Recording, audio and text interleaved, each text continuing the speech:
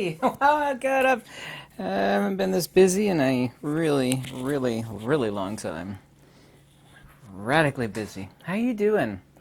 Once again, I do love making videos about stuff that nobody's discussing out there.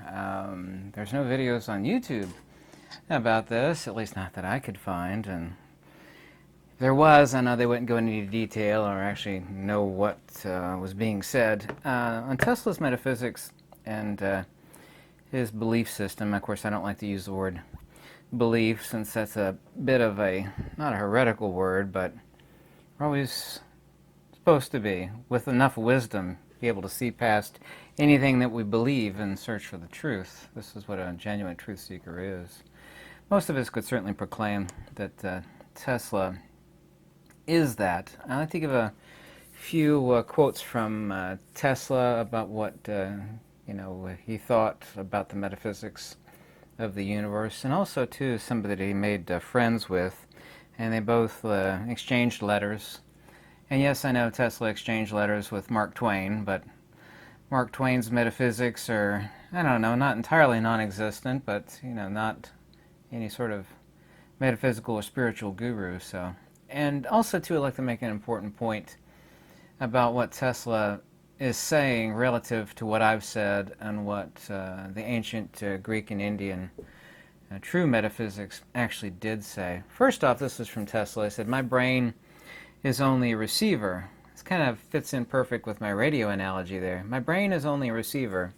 In the universe, there is a core from which we obtain knowledge, information, strength, and inspiration. I have not penetrated into the secrets of this core, but I know that it exists. From this statement, he actually takes the same position of Vedanta, Advaita Vedanta, original Buddhism. The term Buddhism didn't exist until the 16th century. Actually, what it should be called is what its teacher called it. He called it Brahmayana, Samyutta Nikaya 5.4, which means path to the absolute, or path to the divine, i.e. the agathon. So I said my brain's only receiver. Western existentialists and atomists / nihilists think that everything is going on in and of the brain. Rather, Tesla says that it's a receiver, just like this radio and antenna analog, which I've used kind of endlessly. It's not a totally perfect analogy, but it is nearly perfect and way closer than anything else. By the way, Walter Russell was an apparent friend to Nikola Tesla. Just as a side note here, Walter Russell's book, The Universal One, which I highly recommend. I digitally scanned that book in. It exists out there for free, thanks to me scanning it in ages ago. You're welcome. Tesla said of Walter Russell's book, Walter Russell's writing on the cosmogony should be hidden for 1,000 years until humanity is ready for it. You can find that quote out there. Some people have questioned the validity of that. I actually do not, but I'll let you take your own stance on that. This is the most important one, but there are other quotes from Tesla.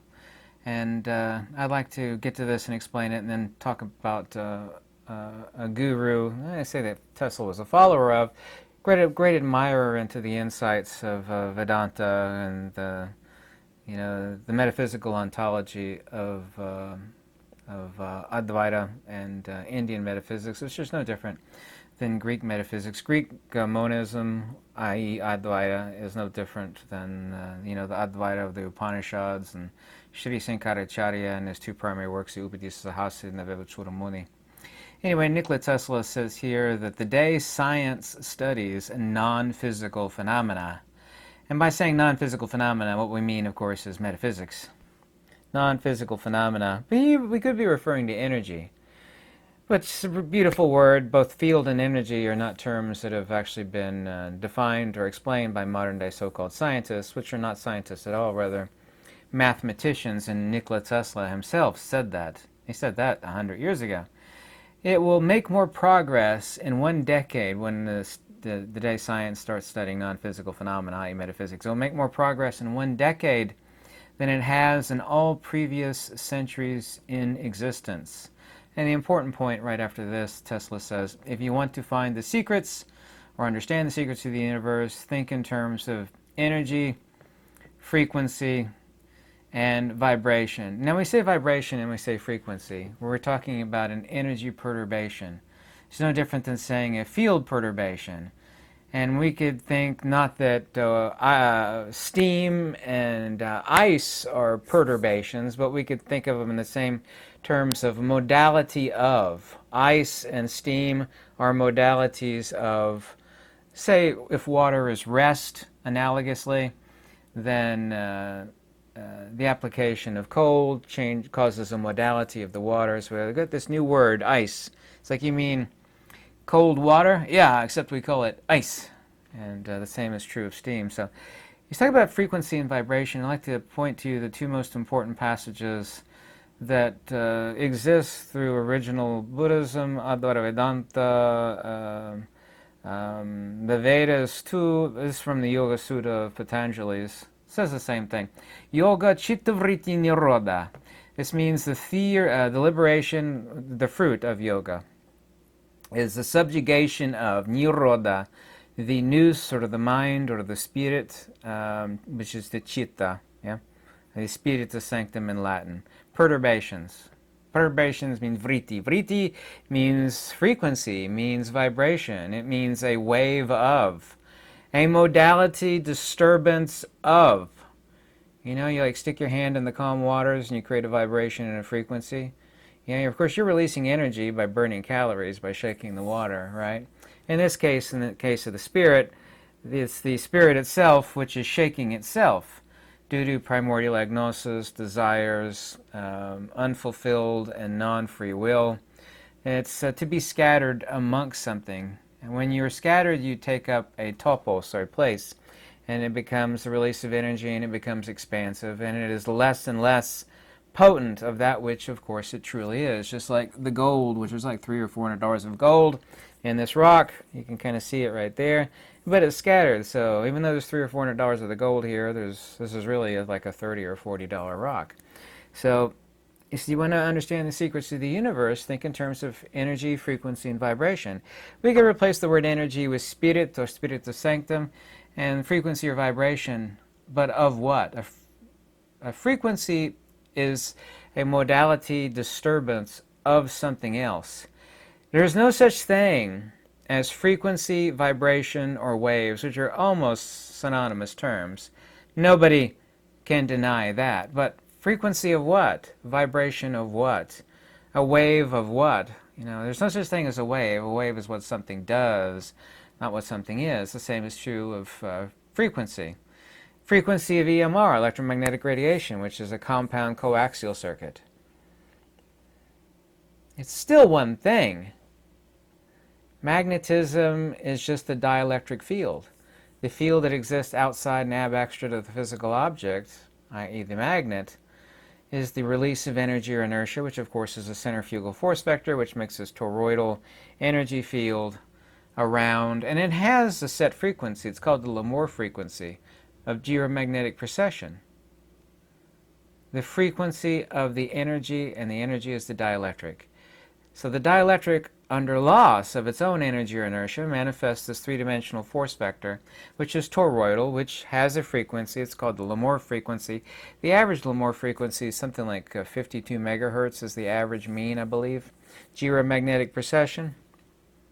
And I think everybody knows what precession and like the Earth's precession, which is incredibly slow, but the precession of the magnetic field. So the secret of the universe, according to not only Tesla in his own quote, but the secret of the universe of original Buddhism, and I emphasize original, big time original, not the modern day stuff, which is totally unoriginal. Original Advaita Vedanta, the teachings of the Upanishad, and the Brihadaranyaka Upanishad, Katha Upanishad, on and on and on, is the notion of the removal of disturbance of self-perturbation, which is inherent to the system. In other words, it is scattered amongst other. It is diluted, just like that rock where you actually have the gold diluted. You know, gold is gold is gold. There's no such thing as purifying gold. What we're talking about when we say purifying gold is having greater and greater potency or concentration of same. Yoga chitta vritti nirodha. Liberation is the subjugation of nirodha, perturbations of spirit, vritti chitta, perturbations, disturbances, vibrations of frequency, and the frequency and vibration of the self or the soul, or the both the primordial agnosis, which would be the seed, and the seed of primordial agnosis, which is of course desires, fears, angers, lust, and it's just the whole litany of the beautiful fruit that people, goggle over as being ignorant beings, but is of course dilution, perturbations of soul. We could say that the gold scattered in this host rock would be, at one point in time before it became solid, the gold was scattered. It was disturbed by some force amongst the host rock. And the other passage, which is exactly the same, but in Pali and belonging to a different teacher, it says the same thing. And that's because nothing is known except through the modality of the knower. Bhava nirodha nibbānam. Nirvana means the subjugation of, or the ending of, there's that word again, nirodha. Subjugation, ending, cutting off, of becoming.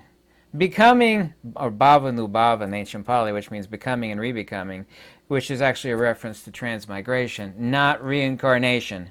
Transmigration, there is a distinction there. Bhava is no different than saying frequency, vibration, or wave. Bhava and vritti are the exact same term. One's Sanskrit, one's Pali. Vritti means disturbance or agitation.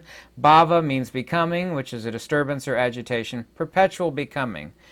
The ancients actually called the moon, because the moon goes through phases, they called it the king of becoming.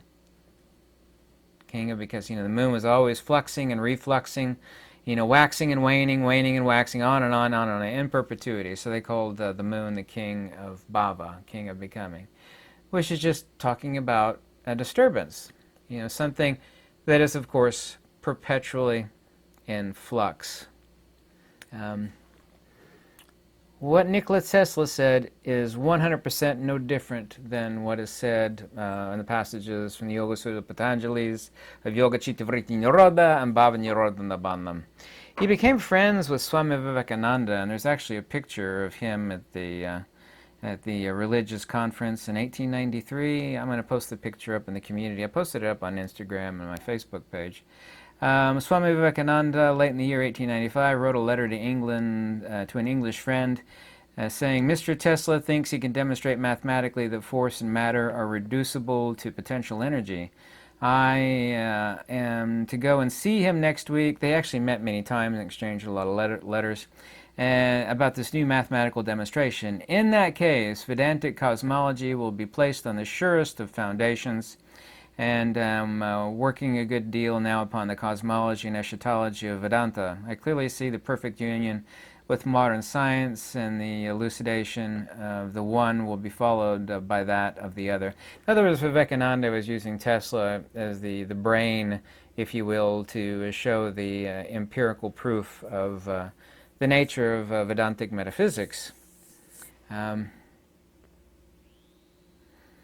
Here's Swami Vivekananda talking about his friend Nikola Tesla, and there's no doubt that they were communicated and were friends and met many times. Swami Vivekananda says of Tesla, I myself have been told by some of the best scientific minds today, meaning Tesla, how wonderfully rational the conclusions of Vedanta are. I know one of them personally, meaning Tesla, who scarcely has time to eat his meal or go out of his laboratory, but who would stand by the hour to attend my lectures on Vedanta, for, as he expresses it, they are so scientific, they are so exactly harmonized with the aspirations of the age and with the conclusions of which modern science is coming at the present time.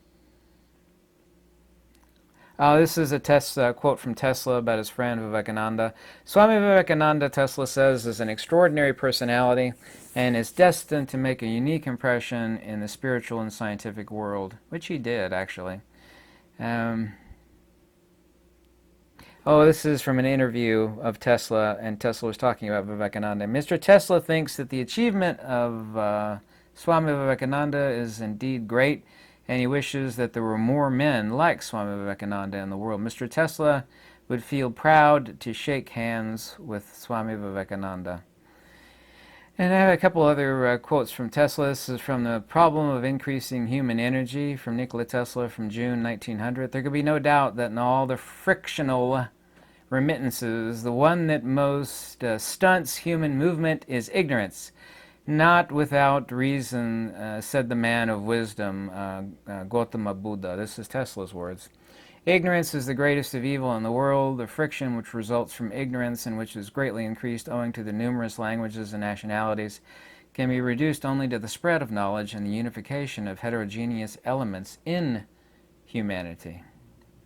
And the last one from Nikola Tesla. Our organs of reception, too, are deficient and deceptive. As a semblance of life is produced by rapid succession of inanimate pictures, so many of our perceptions are but trickery of the senses, devoid of reality. The greatest triumph of man were those in which his mind had to free itself from the influences of delusive appearances. Such was the relation of the Buddha, that the self, and this is referring to the existential self, not the transcendent self here, okay? Relation of the Buddha, that the self is an illusion caused by the persistence and continuity of mental images. That's from February 1919, Famous Scientific Illusions, Electrical Experimenter, page number 692, quote from Nikola Tesla. And that, of course, is where Westerners would get really screwed up, especially in the early days. They would confuse one self with the other self. There's the existential, psychophysical self, the persona non grata, Bob Sue Larry, that you see in the bathroom mirror when you brush your teeth, and there's the transcendent self. One is the transcendent self, and the other one's the consubstantial self. As in the Old English, not nary a soul was to be seen on the streets in the bad weather. By soul, we mean a living soul. Not that that is the soul, but it is the consubstantial soul. It is the coordinate soul, no different than the analogy of the signal which is everywhere and nowhere, right? There's no signal in the radio, but we know it's here and there and everywhere, right? That would be analogous to the transcendent soul versus the process soul, which of course gives life to the radio, and that of course is the emission from the speaker, which would be analogous to consciousness, and the consubstantial soul, also too analogous to the psychophysicals. Because what comes out of the speaker ain't the same as the signal. The speaker is putting out the interpolation of the signal, which is a vibration, by the way. Yeah, a frequency, a vibration, a disturbance, a vritti, a bhava. You see how all this ties together so simply? He's talking about frequency and vibration. Frequency, vibration, and becoming and disturbance. These are all references of an agitation of something due to something else. Yeah. Magnetism is, by the way, a energy modality vibration, which has a frequency, and it has a spatial geometry. And by the way, space is the after effect, or literally the flatulence of the loss of energy of the dielectric. Yeah. It sounds really crude, but it'll make you laugh. Have you ever seen a video where somebody plopped a dog or a cow or something into a bubble bath, and some gas was ripped and it created a bubble, and that bubble had a shape? That bubble would be the magnetism, and of course the gaseous after effect would be analogous to the space. It is a privation of the water itself. If the water is the energy, then the absence of water. You can't say this idea of reification of space and time, which these modern scientists are so horribly ignorant of, is not a thing. You can't. Nikola Tesla said this endlessly. He was ashamed of the fact that they reified space and time. He said space doesn't have properties. It's literally the impotency of energy and potency. Well, we see a bubble like, wow, it's a big bubble.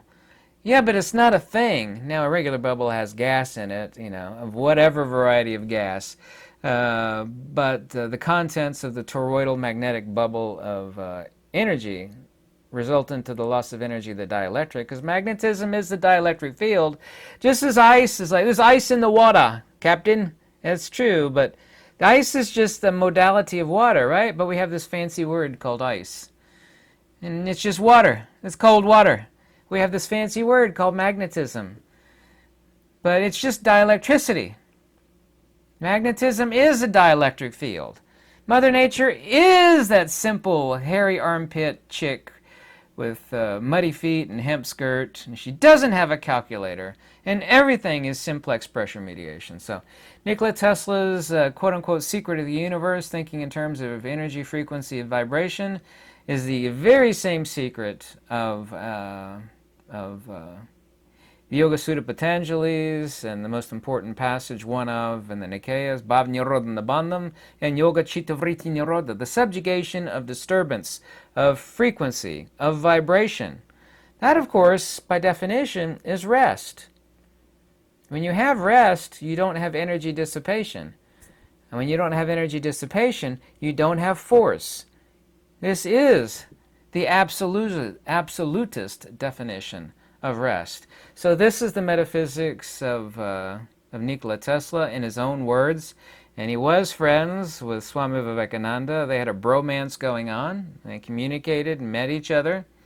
And they agreed on many points. And obviously Swami Vivekananda loved Tesla because he could prove the same thing that Vivekananda had proved, except from a scientific point of view, because they're not different. Metaphysics and physics are not different things. That's just as stupid as thinking, you know, the head side of a coin and the tail side of a coin. That's one thing and that's another. It's like, no, that's the coin. They're not two different things. They're one thing. Anybody that thinks there's two things is suffering, of course, from ignorance. Suffering from chittavriti, mental perturbations, vibration, frequency. And that frequency and vibration is due to what? Primordial agnosis. And by the way, the ancient Pali, Sanskrit, and Greek word for agnosis, or avidya, is no different than saying illumination relative to light. Because illumination has a frequency.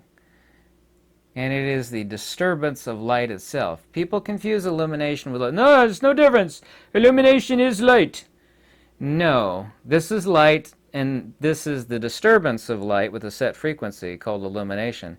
Vidya, avidya, light illumination, the agathon, and the aoristos dias. It is so simple, but they're so blinded, they actually can't see the simple. Anyway, I hope you like this video. If you ever want to contact me, my information is in the description below. Any donations always warmly welcome, and I'm sorry I've been absent the past few days, but I've been super busy. Thank you for watching. Super duper busy, actually.